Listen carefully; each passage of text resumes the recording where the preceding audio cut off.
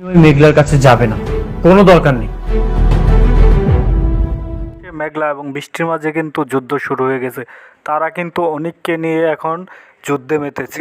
এই যুদ্ধে কে জয়ী হয় তা দেখতে কিন্তু অবশ্যই আপনাদেরকে গরিব ঘরের রাজপুত্র এই নাটকের 20 নম্বর পর্বটি দেখতে হবে। তো এই ভিডিওর মাধ্যমে 20 নম্বর পর্বে সকল আপডেট কিন্তু জানানো হবে। ধৈর্য সহকারে ভিডিওটি না টেনে দেখতে থাকুন, তাহলে জেনে যাবেন 20 নম্বর পর্বটি কবে আসতে চলেছে এবং কি করলে আপনারা সবার আগে দেখতে পারবেন। হ্যালো ভিউয়ার্স, আসসালামু আলাইকুম। সবাই কেমন আছেন? আশা করি সবাই ভালো আছেন।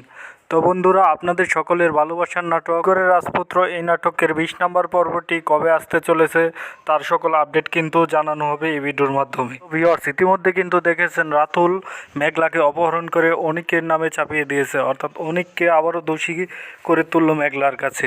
তো মেঘলার কি এই ভুল ভাঙবে, নাকি সে আবারও অনিককে ভুল বুঝিয়ে যাবে? কি করতে চলেছে 20 নম্বর পর্বে?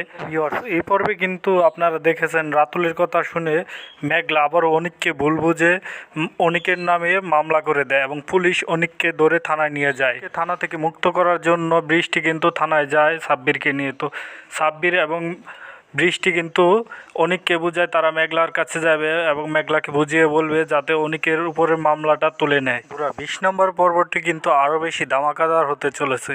তো বৃষ্টির কথা শুনে এবার মেঘলা কি অনিকের নামে করা সে মামলাটি তুলে নেবে, নাকি সে আরও কঠোরভাবে হস্তক্ষেপ করবে, সেটা কিন্তু ঘটবে এই নাটকের 20 নম্বর পর্বে।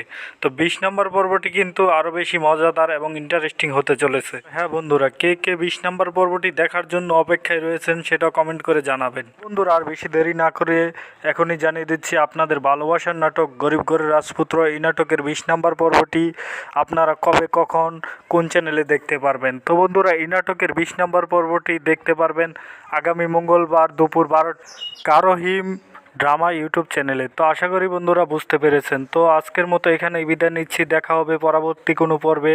এই পর্যন্ত ভালো থাকবেন, আল্লাহ হাফেজ।